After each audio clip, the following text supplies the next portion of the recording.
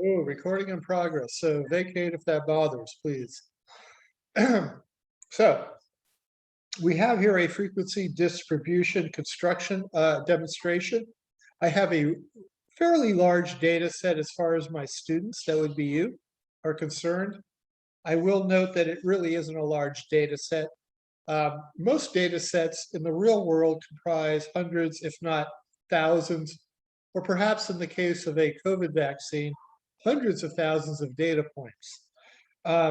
So clearly what we work with in the real world has a lot of technology involved with it. However, having said that, it's still important to understand exactly how our data sets are constructed and organized in a honestly, in a hands-on fashion. I won't make you do this too often because it's very tedious and time-consuming. And quite honestly, we live in the 21st century and we've got technology that does this in a wonderful fashion. But I am no slave to technology, and I hope you are not either. So we need to understand exactly where our tools come from, even if it's only on a small basis. So we have a frequency distribution construction example in front of us. We have vehicle speeds in the right. I kind of blew it. Man, they should be in miles per hour. I should say mph somewhere there. We're going to find a maximum and minimum value first. And we're going to use that value to find the range. That's the difference between the max and the min. This will appear again when we get into chapter 3. The choice of number of classes is really rather arbitrary. It's a person decision, a people thing. Too few, you don't see enough detail. Too much, you see too much. So for this particular exercise, we're going to use 5 classes. So we're going to find the class width by dividing this range by 5. And then we're going to have to do a little bit of rounding because the world is a messy place. Now, the first place the technology sort of really comes into play is to search out the maximum and minimum data values. There's only 54 data values here, but that's a lot. What's the smallest data value in this set? I wrote it, so I know it's 34 and it's right there. But you didn't. You have to look through that and find it. What's the largest data value? I wrote it again, 83. But again, you'd have to look through that and hope you wouldn't make any human error when you found that value. That's why we love technology so much. It's, semi-doable for a data set of this size, but honestly, what kind of error would you have? Like, oh, I didn't look close enough? Yeah. So we found the largest and the smallest value. So we make a simple calculation. We say, oh, okay, R for range is 83 minus 34. I take that 83 minus 34, and I get a 49. Now, I want 5 classes, so my range of 49 must be divvied up somehow between 5 classes. I'll take 49 and I'll divide it by 5, and I get 9.8. So, 9.8, in some sense, should be my class width. However, 9.8 is a really funky number. We're people. We got 10 fingers on each fingers and toes and hands and whatnot. So I am going to say that we want to round this and use a width of 10 miles per hour for our classes. Not 9.8, but 10. I want to make sure I include my first class. So 34. Oh, here, I got to put it over here first. Sorry. Oh, I knew it.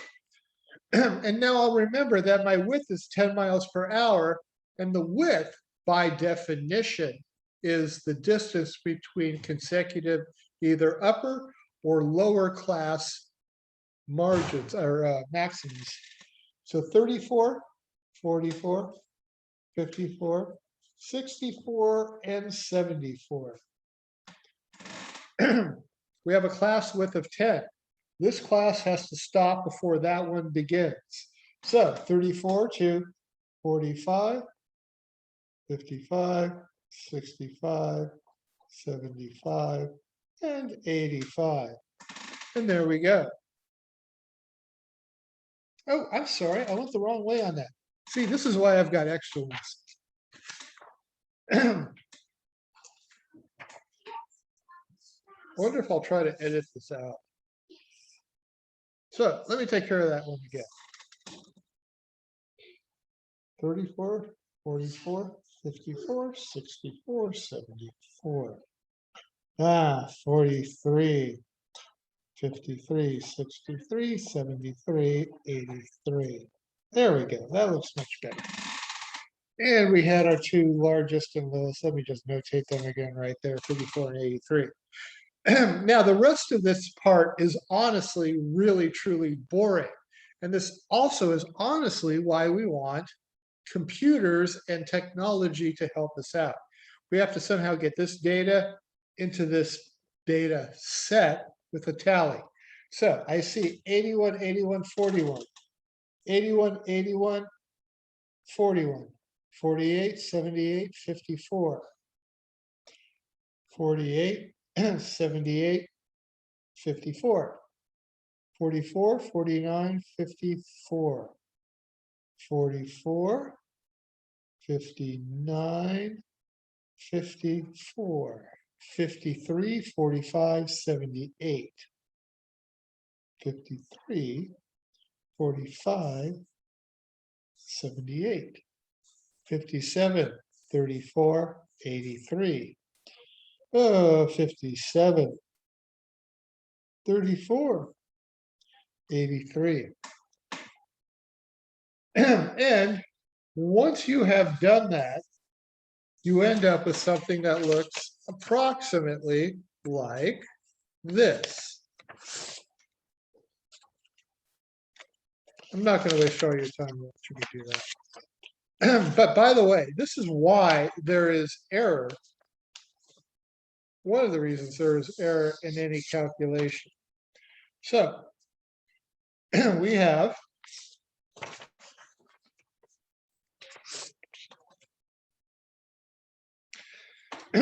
15 hash marks in the first data set, or first class, I should say, 8 in the second, 12 in the third, 7 in the fourth, and 12 in the fifth. So with a class width of 10 miles per hour, and I'm working through my data set in this fashion, this is exactly what I get. Now, this is the work I did myself to make this happen. And again, I think there's one or two questions in your homework that really focus on this hardcore data analysis. It's tedious and difficult to do. It's almost impossible to do without human error. That's why we use computers, by the way. But this is what we end up with. And I can go ahead now and point out that once I've got my frequency count, this is what I use to develop my relative frequency and my cumulative frequency. Your relative frequency is your class count divided by the total amount. And what was the total amount of this number of observations? If you count them up, you get to n equals 54. So for the first class, literally 15 divided by 54 equals. And there we go. That's how I get the 0.278. Let's see, I'm going to jump over to my calculator because I want to start demonstrating some of the TI 83, or excuse me, 84 capability. I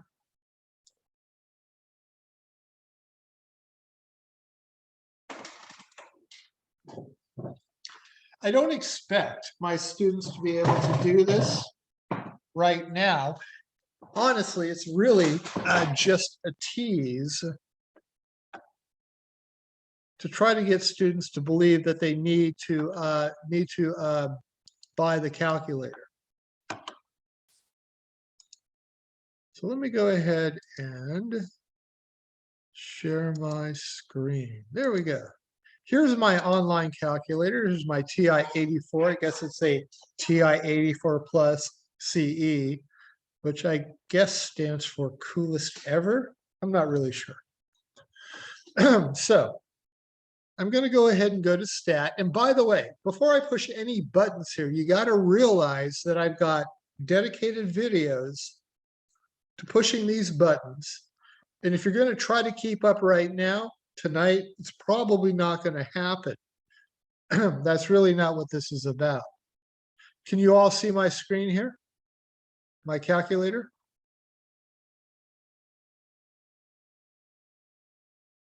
Yes. Okay, someone said yes. It's always a little weird on my end because I'm still seeing my paper screen here, my document camera. All right, thank you. I do appreciate that. So this is how I go through the process, and I will go through the process a number of different times if you're not keeping up right now. So kind of just watch really. So if you've used Excel before, you have a certain amount of skill set to bring to this task.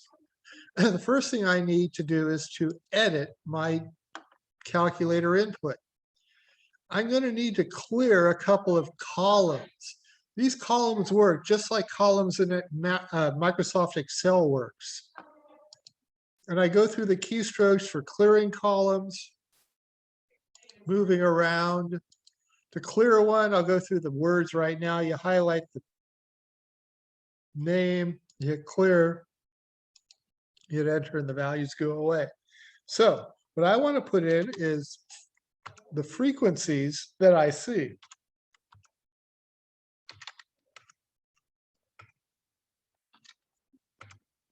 So I've got my frequencies from my frequency distribution. And what I want to do is construct my relative frequencies. So I'll scroll on over to the list number 2. That's what the little L2 means. Then I'll scroll up to where it says L2. And I'll point out down here, we have L2 equals. Now, here comes some of the beauty of this little computer. But I guess it's just a calculator, but it works more like a computer. And if you look at your calculator, keys number 1, 2, 3, 4, 5, 6 have in blue right up above them L1, L2, L3, L4, L5, L6. And so what I want to do is I want to hit second and pick up the numbers in list 1. I see L1 there, and I want to divide that by the sample size of 54. So it's going to take all the numbers on the left here in L1, the 15, the 8, the 12, the 7, and the 12, and divide them by 54. And it does that automatically for me.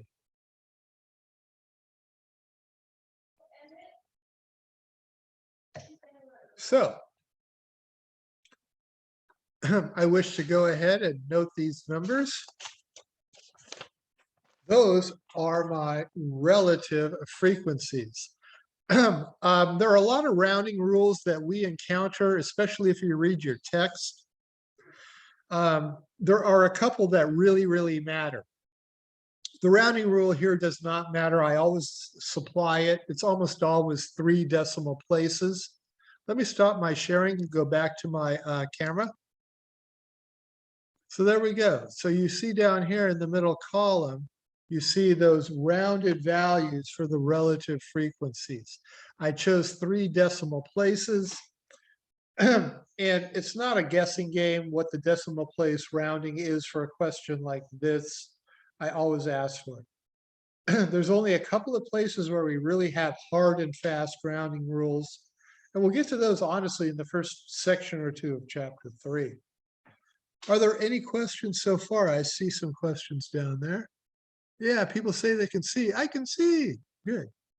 I have a link to an emulator if anyone needs it.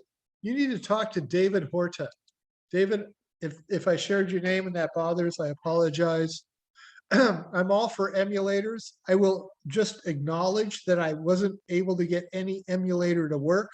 My emulator, the one that I just shared, is a TI product, a Texas Instrument product, and I had to pay buku bucks up the wazoo to get a hold of that. If you have an emulator and students can make that work, I'm all for that.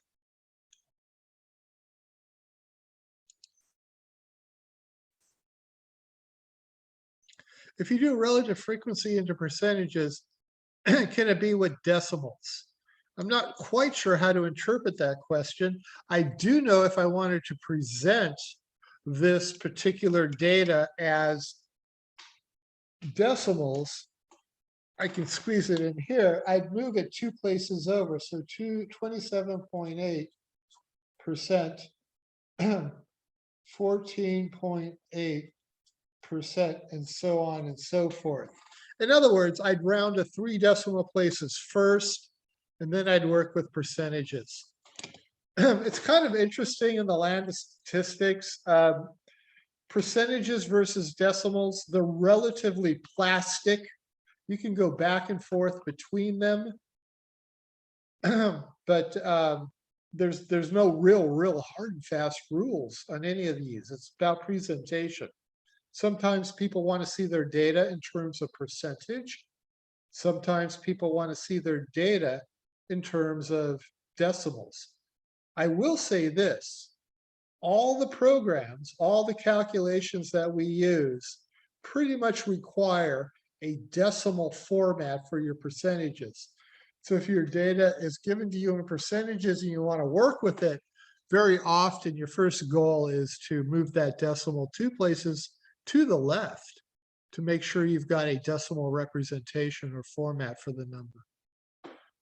But honestly, it's a funny thing. It's a people thing. It's neither here nor there. Yes, we have more. Yes, I added the frequency to get 54. Thank you for sharing that. I'm sorry that if that was unclear. Yeah, we summed up those frequencies to get the 54.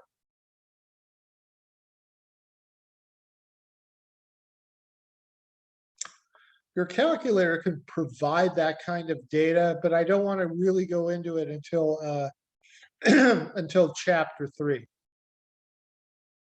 Now, there's one last thing on this table that I want to talk about.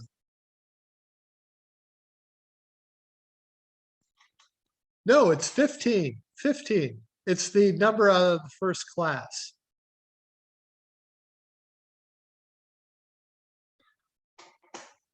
In fact, let me just run through all the calculations I did. Oh, thank you, Benjamin. Did to get these values here. So the first thing I did was I took these guys and I added them up, and there are 54. Honestly, I didn't add them up. I went 3 times 18 to get 54, but whatever. There's 54 of those little guys there. So the calculation I did was this. In fact, I did a bunch of them. To get my relative frequencies, here's how I went about it. I went and I took literally the the values that was from the frequency, and to get the relative frequency we had, let's see, we had 15, 8, 12, 7, and 12 again. So I took the 15 and I divided it by 54. I took the 8 and I divided it by 54. The 12, I divided it by 54. And the 7, I divided it by 54. And I guess I like doing 12 divided by 54 because I did it twice. And that's how I ended up with those values. So if I take a look and I share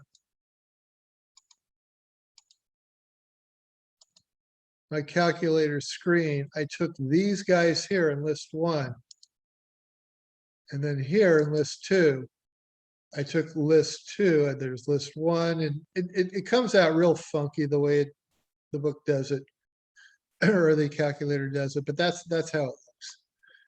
You really can't, excuse me, see it afterwards. Let me clear that out and let me show you what I actually did. I took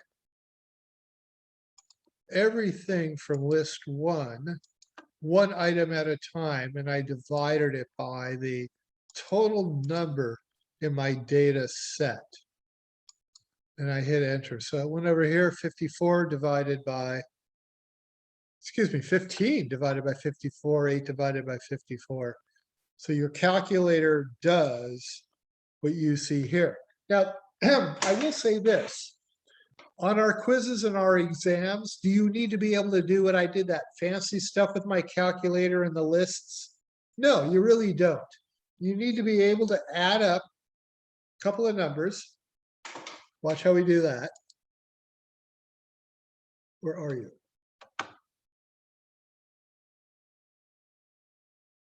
Oh, there you are. I'm sorry.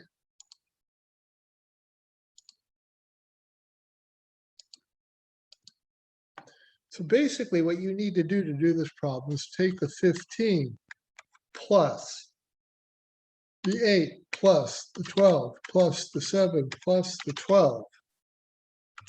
That gives you your 54. And then you can, my data sets and my quizzes and exams are not so big that you cannot figure out individual class frequencies. For example, the third class has a frequency of 12. So the relative frequency for the third class, 12 divided by 54, I'll round that to 3 decimal places. Going over that, that just means I want to look at 3 and then the 4th decimal place.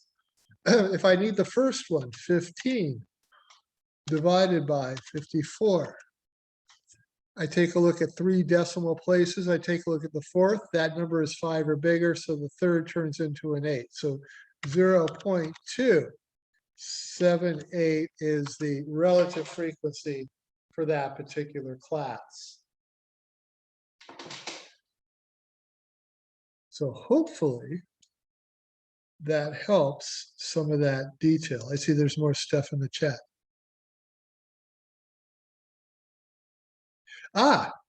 Class sizes can be both single digits like 3. Yeah, yes, they can. Think of shoe sizes. Suppose you're working with shoes and you need to figure out how many of the different shoe sizes you have. Your classifications there are going to be single digits. They really can be.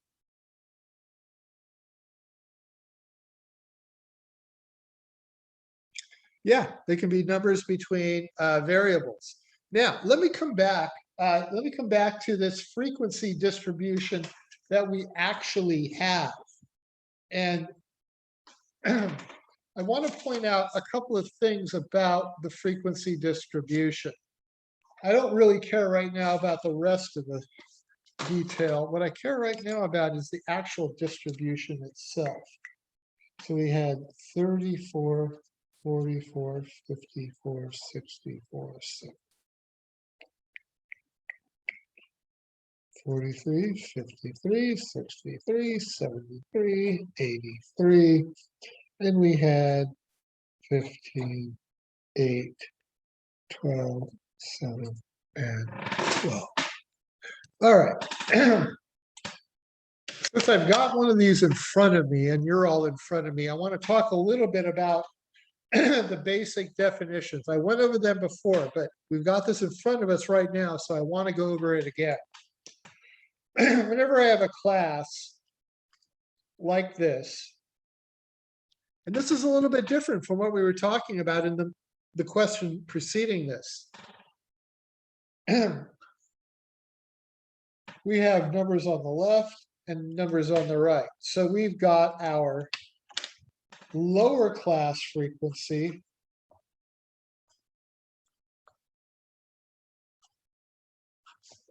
on the left and the upper class frequency on the right. The point I really want to make, because you're all in front of me, is I want to talk a little bit more about the class boundaries that divide the classes.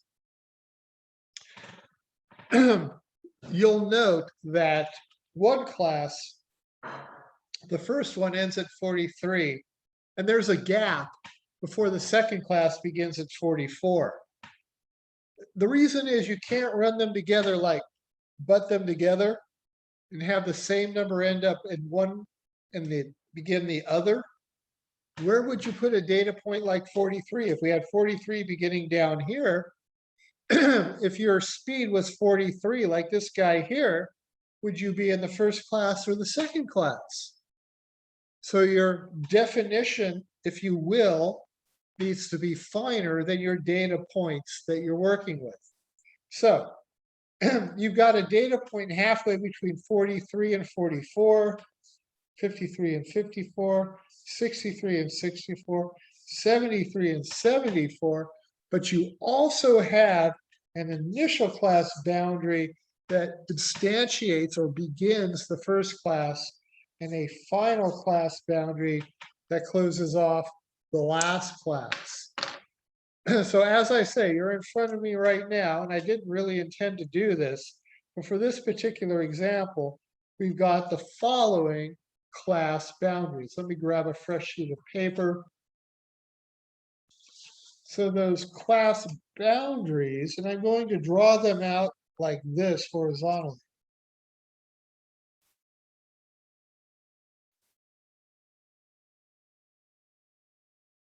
So my first class began at 34 and it ended at 43. 44, 53, 64, 73, 74, 83. So these are where the classes exist.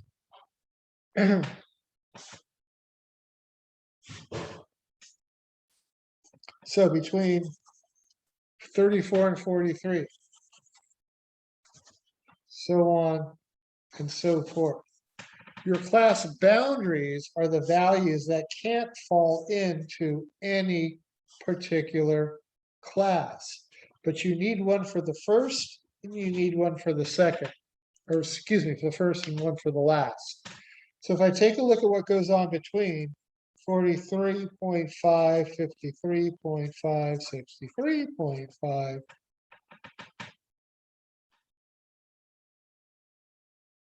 I blew something on this. But the point is, you've got to have a first one out here to 34.5 and a last one out here at 83.5. Something happened with my graph. I'm not sure exactly what, but it was on the fly. So that's an important point to remember when you're working with class boundaries.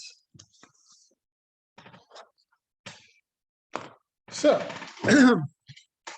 at this point, we've taken a look at relative frequency.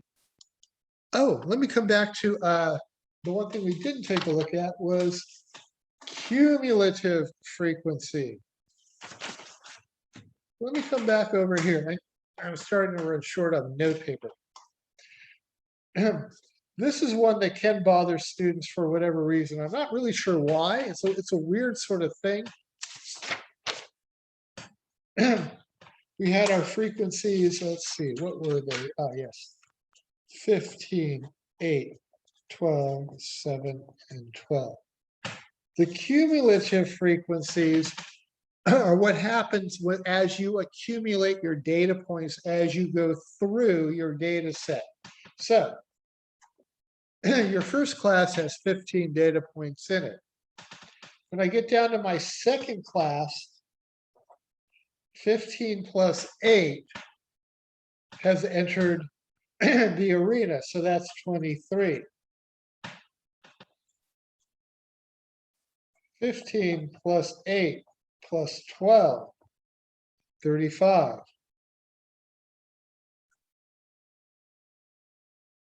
15 plus 8 plus 12 plus 7, 42. And then blah, blah, blah, blah, blah, plus Well, it gets me to my 54. So the accumulation happens as we go through the data set. That's why we call it cumulative. Kind of, I guess, short for accumulate. Anyway, sometimes that just bothers people. So I just want to point that out.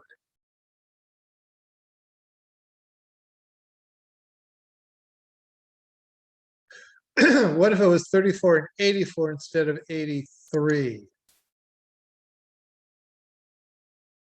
Well, the first one begins at 84, excuse me, 34. It doesn't end at 34. But I will say this, there is a certain amount of leeway when you construct your classes. And I'd like you to look at your material and take a look at some of the other examples I have online in our Canvas course shell. In particular, when we work with, for example, ages, we often do not use the same class width. For example, an age grouping like this might contain everyone every 10 years up until 65, and then it's 65 and older, or maybe 5 and younger. So there are a number of different ways to organize your your classes, and it's really the organizations of the classes which dictate the boundaries. The boundaries are always halfway between two classes, and an initial boundary and usually a final boundary too. I will say this, when I ask questions about class boundaries,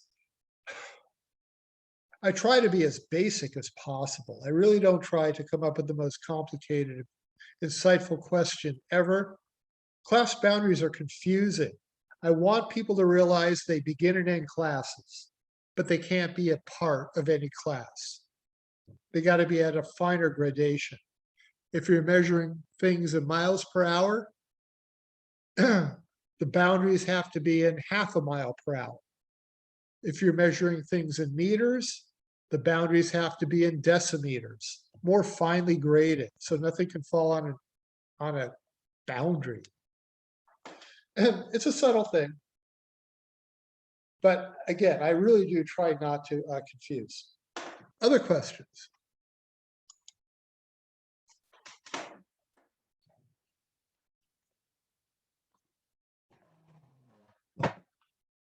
Okay, that kind of wraps that up. I'm going to go ahead and stop my recording.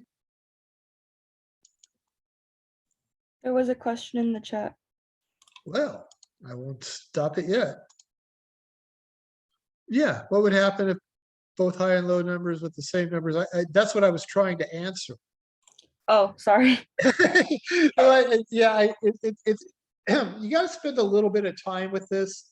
I'll be honest, you got to spend more than a semester with a lot of this stuff before it really sinks home. But basically, it's like if you're going to divvy stuff up, you got to have it divvy up in a way that there's no argumentation as to which class an item might fall, which means your gradation needs to be finer than the items in question. And that's why on the data set that we're looking at, the class boundaries are like 43.5. None of the data was a 0.5 anything, was it? And that's the reason for that. Other questions? All right, well, let me go back and stop the share. Oh, no, I'm not sharing. I'm sorry. That sounds crude. I'm not sharing. Where can I find the recordings in Canvas? Someone has just asked. You can find them in a couple of different places.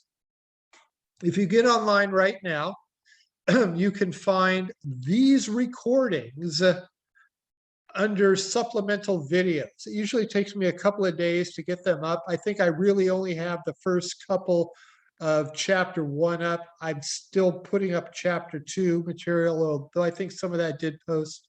So look in your Canvas course shell, look in the modules. Go to your modules pretty much for everything in terms of where you find stuff. It'll take you wherever you need to go. So look for supplemental videos for the various chapters. I'm trying to include them all. I think my real worry is that there's just too much going on, man. So hopefully that answers that question. Where can I find the recordings in Canvas? Oh, what if the initial class boundary is 0? That's a good question. Can we put in a negative class boundary? Yes, we can. It seems kind of ridiculous, but yes, if you want. And by the way, this is really designed for data organization. So it's really designed to integrate your data into technology. Technology needs hard and fast ground rules to work with. So yeah, man, it can be negative. If your class boundary is 0, chances are your lower class boundary is a negative 0.5. I'll be honest, I try to stay away from little tricky things like that, but yeah, it's a true thing. Other questions? All right, well, I'm going to stop my recording.